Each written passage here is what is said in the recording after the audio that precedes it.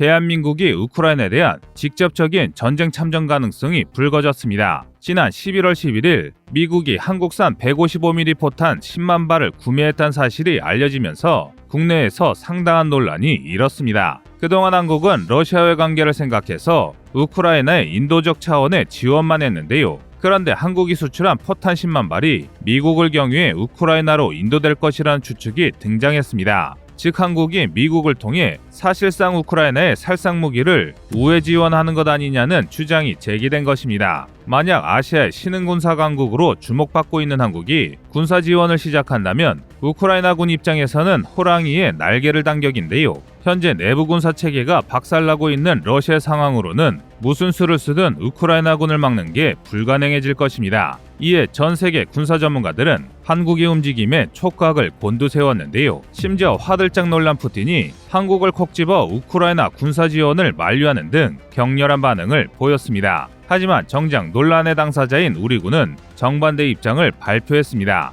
당시 우리 국방부는 탄약 수출 협의가 진행 중이라며 미국의 한국 포탄 수입을 인정하면서도 미국을 최종 사용자로 한다는 전제하에 진행되고 있다라고 논란을 일축했습니다. 쉽게 말해 미국에 포탄을 수출하는 것은 맞지만 그게 우크라이나로 인도될 일은 없다는 것입니다. 그런데 최근 이 주장을 전면에서 반박하는 보도가 나왔습니다. 세계에서 가장 공식력 있는 외신인 CNN은 미국은 우크라이나에 제공하기 위해 한국 방산업체로부터 10만 발의 포탄을 구매할 계획이라고 보도했기 때문인데요. 더불어 해당 포탄은 미국을 거쳐 우크라이나로 이송될 것이다. 한국 정부는 우크라이나에 치명적인 무기 원조를 하지 않겠다는 공개적인 약속을 지킬 수 있게 될 것이라며 한국이 우회 지원을 선택했다고 못 박았습니다. 이게 사실이라면 미국이 강력한 우방인 한국을 속였거나 또는 한 번만 모른 척 눈 감아달라고 부탁한 꼴인데요. 실제로 우리 국방부는 최종 사용자는 미국이라는 기존 입장을 고수하고 있습니다.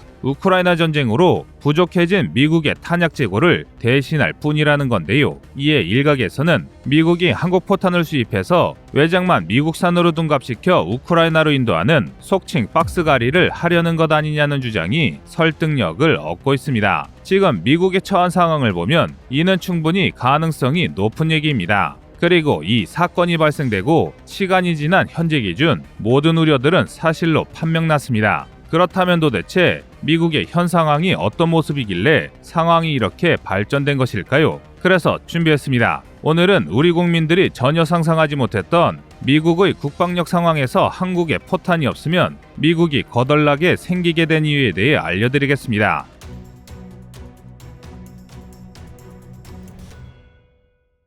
미국의 무기고가 바닥을 긁고 있습니다. 전면전 양상이 된 우크라이나 전쟁이 장기화되면서 이제 비축해놓은 재래식 무기가 거덜난 건데요. 그 중에서도 특히 가장 문제가 되는 것은 바로 포탄입니다. 무기 체계가 완파되는 경우만 아니라면 어떻게든 수리해서 재투입하는 게 가능합니다. 하지만 포탄은 사정이 좀 다릅니다. 나토 1위 덕격인 미국조차도 비축해놓은 포탄의 재고가 부족한 상황입니다. 게다가 필요하다고 수십만 발을 뚝딱 만들어낼 수 있는 처지도 못 됩니다. 우크라이나 전쟁이 계속해서 소모전으로 치닫고 장기간 전쟁이 더 이어져 자칫하면 포탄이 없어서 전투를 치르지 못하는 황당한 상황이 벌어질 지경입니다. 여기까지만 보면 그래도 전 세계에서 범접할 수 없는 1위의 자리를 지키던 군사대국 미국의 무기고가 고작 전쟁 9개월여 만에 바닥을 보인다는 게 의아하게 느껴지실 수 있는데요. 그런데 사실 여기에는 미국이 실전 경험을 통해 얻은 나름의 이유가 있습니다. 미국은 지난 2001년 테러와의 전쟁을 수행하면서 현대전의 양상이 전면전이 아닌 비정규전이 될 것이라고 예상했습니다. 이에 쓸데없이 유지비용을 잡아먹는 재래식 무기의 재고를 대폭 축소했습니다. 아프간에서 미국을 포함한 나토군은 기껏해야 하루에 300발 정도의 포격을 가했습니다. 사실상 포탄을 추가 생산할 필요도 없이 그저 비축된 물량으로 충분히 포격전을 수행할 수 있었던 것입니다. 그도 그럴 게 아프간 전쟁에서 미군은 주로 초정밀 유도폭탄을 이용한 공습이나 기동력이 좋은 기계화 부대를 주로 사용했습니다. 원인으로는 파병된 미군은 적은데 아프간은 넓었고 탈레반이 게릴라전이나 테러를 주로 이용했기 때문인데요. 이런 상황에서 광범위한 지역을 통째로 무력화시키는 포격은 그다지 쓸모가 없었습니다. 그러나 미국의 이런 착각과는 반대로 현재에도 그리고 미래에도 스탈린의 표현처럼 우크라이나 전쟁 같은 전쟁에서 포병은 다시 한번 전쟁의 신이 되었습니다. 실례로 서로의 진지와 거점을 파악한 우크라이나군과 러시아군은 너나 할 것 없이 서로에게 엄청난 양의 포탄을 쏟아부었는데요. 실제로 아프간에서 미군이 한 달 내내 쏘아댄 포탄보다 우크라이나 전쟁에서 양측 포병이 단 하루에 사용한 포탄이 훨씬 많을 지경입니다. 우크라이나는 돈바스 지역에만 단 하루에 6천에서 7천 발의 포탄을 소비했고 러시아는 4만에서 5만 발의 포탄을 소모했습니다. 또 전쟁이 장기화되고 공세가 날이 갈수록 거세지면서 우크라이나군만 따져도 한 달에 무려 21만 발의 포탄을 사용하기도 했습니다. 미 국방부 자료에 따르면 미국은 우크라이나에 지금까지 142대 155mm 곡사포와 155mm 포탄 92만 4천 발을 지원했습니다. 앞으로 우크라이나 전쟁이 최소 수개월은 더 이어질 것을 감안하면 포탄 비축량을 대폭 감축한 미국의 무기고가 감당할 수준이 절대 아니란 뜻입니다. 그렇다고 다른 나토 회원국들의 사정이 미국보다 나은 것도 아닙니다. 바로 지척의 러시아라는 불안 요소를 두고도 전면전은 일어나지 않을 것이라는 안일한 생각에 빠져 있다가 이번에 제대로 자신들의 발등에 불똥이 떨어졌습니다. 사실 유럽의 나토 회원국들은 냉전이 끝나고 25년간 경쟁적으로 군축에 들어갔고 말로만 평화를 이룰 수 있다는 중대한 실책을 저질렀습니다.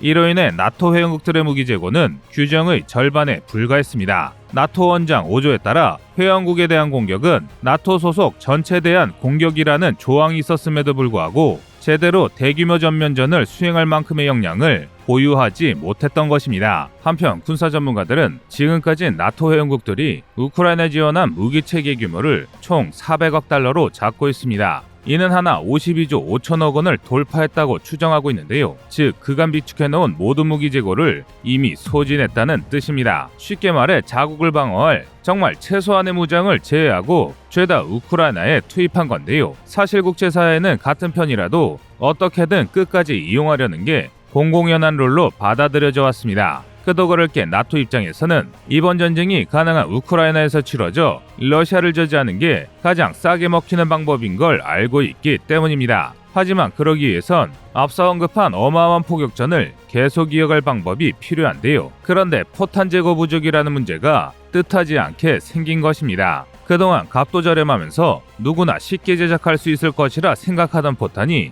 모두 동이 나버린 것입니다. 더군다나 나토는 물론 전 세계 최대 무기 생산국인 미국조차도 포탄을 한 달에 약 15,000발밖에 생산할 수 없다는 걸 고려하면 상황이 정말 심각해진 것이죠. 그러나 이 문제를 해결해줄 국가는 유럽에서는 없었는데요. 우리가 생각하기에는 포탄 생산에 초정밀 기술이 들어가는 것도 아니고 제철 공장 하나 개량해서 뚝딱하고 만들면 되는 게 아닌가 생각할 수 있지만 그런데 사실 포탄 제작에는 극비 기술이 들어갑니다. 바로 화학량의 배합과 성분 조정입니다. 이는 단순히 풀빵에 단팥을 넣으면 되는 것처럼 제작할 수 없습니다. 성능 좋은 포탄은 포탄 내 화학 성분들이 서로 뭉치지 않아야 하고 또 포탄 내에서 화약이 돌아다니면 안 되는데요. 우선 화약을 구성하는 여러 성분이 제대로 배합되지 않으면 폭발력은 들쑥날쑥하게 되고 포탄 내에 빈 공간이 생긴다면 화약이 이리저리 돌아다니다가 마찰로 인해 폭발할 수도 있습니다. 그래서 우리 대한민국도 초창기 국산 포탄을 개발할 때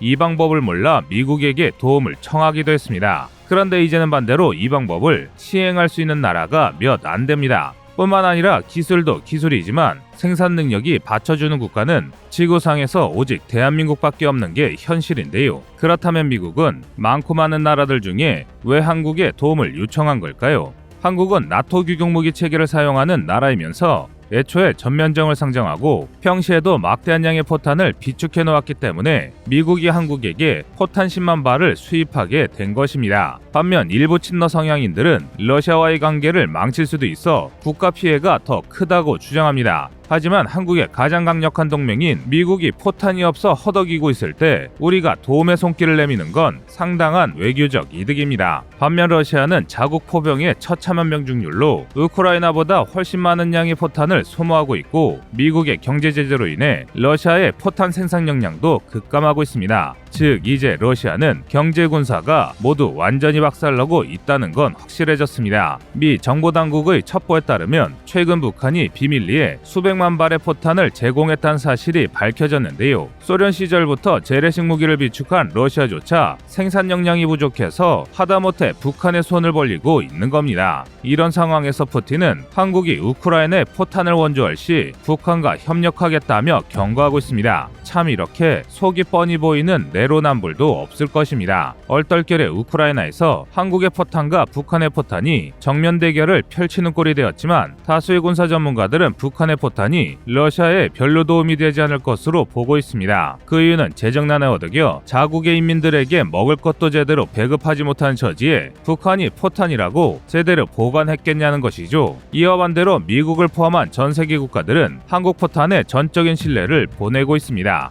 우선 재고량이 상당히 많습니다. 정확한 수치는 군사기밀이지만 언론에 공개된 자료를 통해 대략적인 추측은 가능한데요. 우리 군은 개전 초기 북한의 장사정포를 완전히 무력화하는 대하력전을 수행하는데 6일이면 충분하다고 보고 있습니다. 그럴만도 한 게 한국이 보유한 대하력전 무기로는 155mm급 이상의 포마하더라도 K9 자주포, K55 자주포를 포함해 무려 3,000대가 넘습니다. 물론 이 모든 포가 대하력전에 동원되진 않겠지만 최소한 북한의 장사정포가 완전히 무력화될 6일간 쉴 틈 없이 포탄을 쏘아대는 건 가능하다는 의미입니다. 그리고 이게 가능하려면 그만큼 많은 양의 포탄을 비축해 놓는 건 당연합니다. 심지어 대하력전 이후에 한미연합 작전 계획에 따라 30에서 61분의 탄약을 보유하도록 되어 있으니 실제 포탄 비축량은 대략 155mm 포탄만 약 280만 발 정도 됩니다. 그리고 이와 별개로 세계 최강의 생산 능력은 감히 상상이 불허할 정도로 막대합니다. 더군다나 항상 유사시를 대비해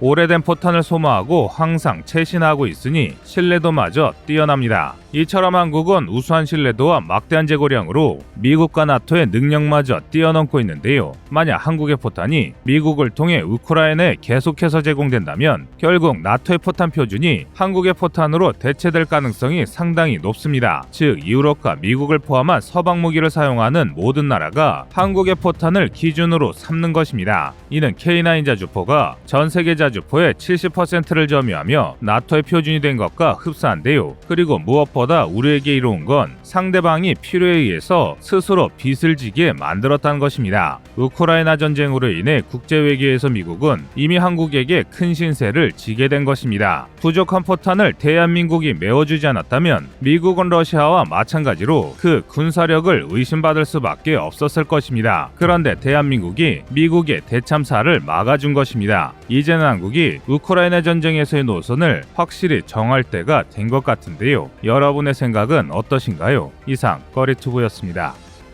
안녕하세요, 꺼리투브입니다. 여러분의 가부나 성원에 힘입어 군사무기에 관심 없는 분들도 쉽게 이해하실 수 있는 대한민국의 육해공 군사무기의 숨은 비하 이야기를 책으로 엮었습니다. 하루 종일 검색해도 절대 찾을 수 없었던 비밀스러운 내용을 이제 책으로 만나보세요.